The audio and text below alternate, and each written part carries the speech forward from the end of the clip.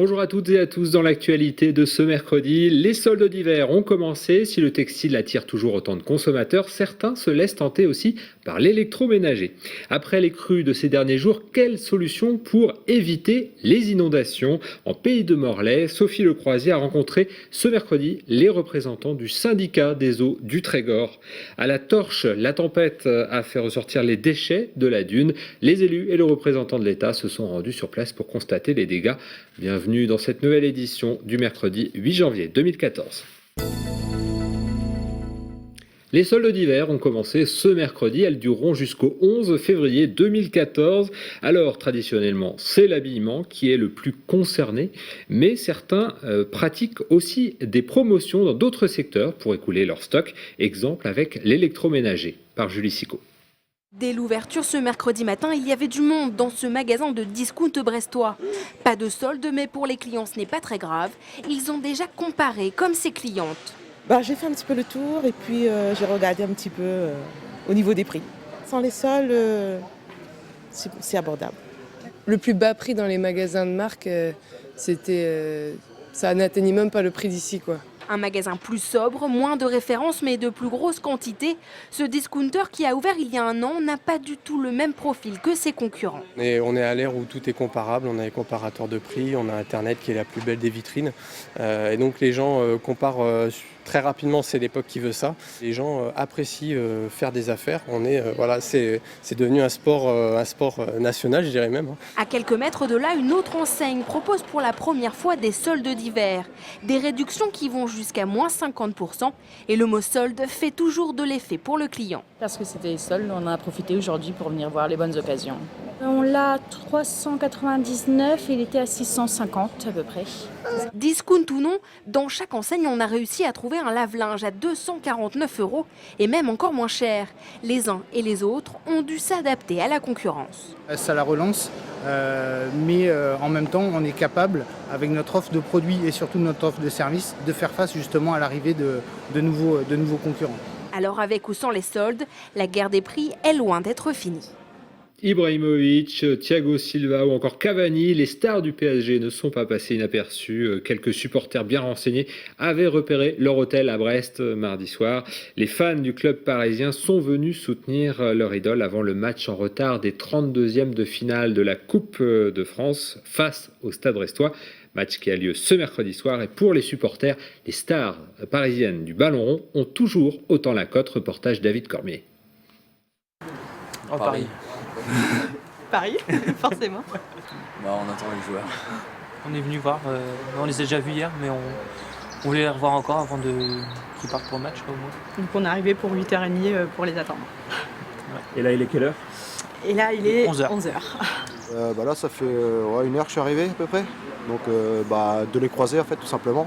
Une petite photo ou quelque chose, parce qu'ils ont une notoriété et que je pense que c'est la moindre des choses qu'ils peuvent représenter au moins le football, la simplicité. Non, je les ai vus les dernières à l'aéroport, donc j'avais été pris en photo avec 4 joueurs, des Français parce qu'ils étaient plus accessibles que les stars étrangères, tout simplement. Et après les inondations de ces derniers jours, on s'interroge sur les dispositifs pour endiguer les crues. Depuis des années, des précautions sont pourtant prises pour limiter la montée des eaux. Exemple dans le pays de Morlaix, où Sophie Lecroisier a rencontré les représentants du syndicat des eaux du Trégor. Une crue significative tous les 5 ans. Morlaix n'est pas épargné par les inondations. Alors, depuis 1974, les 19 communes de l'agglomération morlaisienne se sont regroupées pour réfléchir ensemble à des mesures de prévention. La plus ancienne, historiquement, c'est l'entretien des bords de cours d'eau. Tout ce qui est susceptible de ralentir la circulation de l'eau nous intéresse.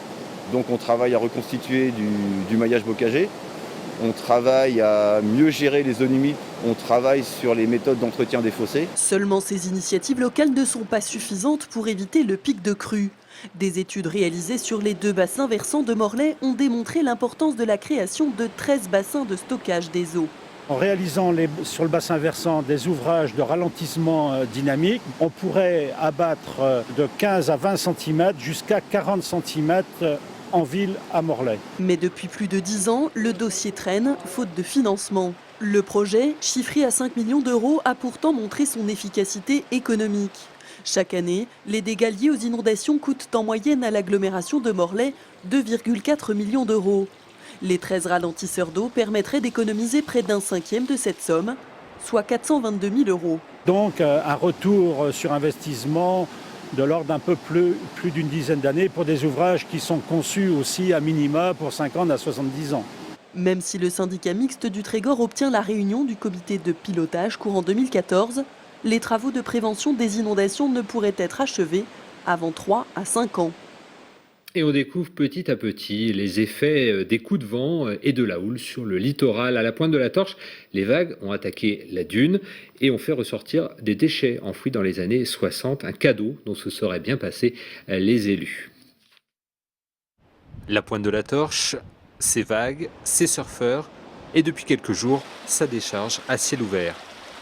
Avec la houle et les grands coefficients de marée de ces derniers jours, la mer a fait reculer la dune de plusieurs dizaines de mètres, exhumant ainsi des déchets entreposés lors du comblement des carrières de sable. L'effet conjugué du cours d'eau et de la houle a érodé la partie dunaire. Ça a affaissé l'estran aussi et donc la mer est rentrée plus facilement dans le petit estuaire qui se trouve derrière nous. Là. La communauté de communes n'intervient pas sur les zones d'estran. Elle intervient sur les terrains du Conservatoire du littoral. À la mairie de Pleumeur, on connaît cette décharge, mais pour le maire, la responsabilité n'est pas du ressort de la commune. Je dis c'est pas de mon ressort. Voilà. Ce que je regrette, c'est que ça réapparaisse comme ça. C'est vrai, ça peut polluer peut-être dessous, j'en sais rien. Mais pour réhabiliter ça, vous savez les sommes énormes que ça va faire, hein. Donc, c'est à voir avec le conservatoire. Hein. En visite sur le terrain, le représentant de l'État confirme la responsabilité de la commune, mais rappelle aussi la difficulté à extraire ces matériaux enfouis sous la dune. La mairie est responsable de l'élimination des déchets, on va dire des déchets inertes, hein, du béton, du bois. On ferait plus de mal à la nature en les déterrant parce que vous voyez, il faudrait enlever toute la lande, remuer tout le sable, changer, ça aurait des impacts négatifs très forts pour toute la dune. À quelques mètres de là, le câble téléphonique transatlantique a aussi été malmené. Les travaux pour le réenfouir permettront de dégager les matériaux inertes qui sont ressortis du sable.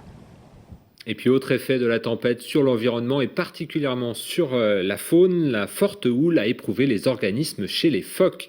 Un grand nombre de jeunes individus se sont échoués ces dernières semaines sur le littoral breton, à tel point que la clinique des phoques à Océanopolis est débordée.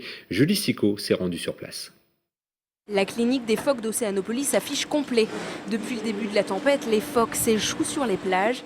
Nés pendant l'hiver, ce sont surtout les jeunes phoques qui arrivent sur les côtes. Ils ne sont pas encore habitués à affronter ces vents violents. On a effectivement reçu un nombre de phoques assez important, une vingtaine de phoques, dans un laps de temps qui est très court. Ce qui est très différent des autres années où d'habitude on a même jusqu'à une quarantaine de phoques. Mais là, les phoques des autres années s'échouaient sur un laps de temps beaucoup plus long, sur plusieurs mois. Là, en 3 semaines, ils sont tous arrivés au centre de soins. Les plus faibles sont maintenus au chaud, les autres sont déjà retournés dans les bassins. Ils y resteront jusqu'à la fin de la tempête. Avec 20 phoques, la clinique est saturée pour la première fois depuis sa création. C'est la seule structure qui peut accueillir ces animaux en Bretagne. Il a donc fallu trouver une solution au-delà des frontières de la région. On a quelques centres de transit qui vont nous aider en France. Et effectivement, exceptionnellement, cette année, on va demander même de l'aide à un autre centre de soins, mais qui est beaucoup plus loin, qui est en Normandie, et qui va nous aider sur certains animaux. Et conseil, si vous trouvez un phoque sur une plage, n'essayez pas de le remettre à l'eau, cela le fatiguerait, alors que celui-ci cherche tout simplement le repos. Prenez-les en photo, envoyez ces clichés aux soigneurs d'Océanopolis, ils sauront quoi faire. Voilà, on souhaite bon rétablissement aux phoques. Merci de nous avoir suivis. Ce journal est terminé. Vous pouvez retrouver l'info de TBO sur le site www.tbotv.fr. Je vous souhaite une bonne soirée. Je vous donne rendez-vous à demain à 18h30 pour un nouveau point sur l'information locale et régionale. À demain.